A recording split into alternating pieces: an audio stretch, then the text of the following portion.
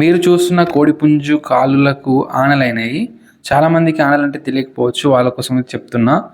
ఆనలంటే కోడి కాళ్ళకు గడ్డలుగా గట్టిగా అయితే అవుతాయి వీడియోలో చూపెట్టినట్టు.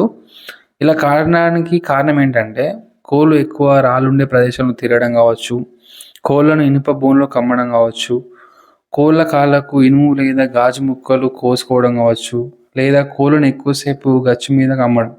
ఇలా పైన ఏ కారణం వల్ల అయినా కూడా కోళ్ళకు ఆనలు అయితే రావచ్చు. ఆనలు వచ్చిన కోడి నడవడం కోసం చాలా ఇబ్బంది పడుతుంది.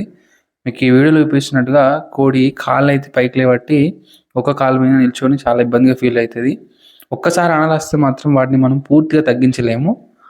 కానీ కోడి పుంజుకు కొంచెం మనం ఇట్లా రిలీఫ్ ఇవ్వడానికి కోసం, కొంచెం పెయిన్ రిలీఫ్ ఇవ్వడానికి కోసం, కొంచెం తగ్గించడానికి కోసం అయితే మనము ట్రీట్మెంట్ ఇది ఇవ్వచ్చు. అందులో బెస్ట్ ట్రీట్మెంట్, రీజనబుల్ ట్రీట్మెంట్, ఖచ్చితంగా వర్కౌట్ అయ్యే ట్రీట్మెంట్ ఏంటిదంటే కొంచెం సన్నుస్క తీసుకోండి. సన్నుస్కలో దొడ్డుప్పు కలపండి.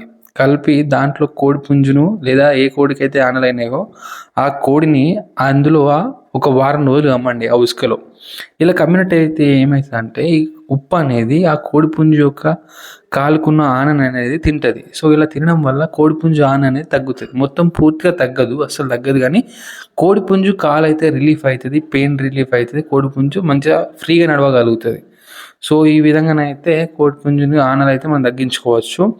మనం ఆనలు రాకుండా అయితే మనం ఖచ్చితంగా జాగ్రత్తలు తీసుకోవాలి. ఒక్కసారి ఆనలు వస్తే మాత్రం పోవు. అందుకోసమని మనం కోళ్ళని ఎక్కువ మంచిగా ఇలా ఉష్క ఉన్న ప్రదేశంలో కావచ్చు, లేకపోతే ఉనుక ఇట్లా జల్లండి. కోళ్ళు ఎక్కడైతే ఉంటాయో ఎక్కువ కంకరాలు కానివ్వండి, ఇనుప వస్తువులు కానీ, లేదంటే ఇనుప బోన్లు అయితే కమ్మద్దు.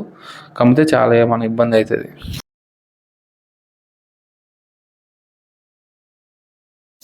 సో ఇదైతే ఫ్రెండ్స్ వీటికైతే బెస్ట్ ట్రీట్మెంట్. సో మీ వీడియో కనుక నచ్చితే లైక్ చేయండి. అదేవిధంగా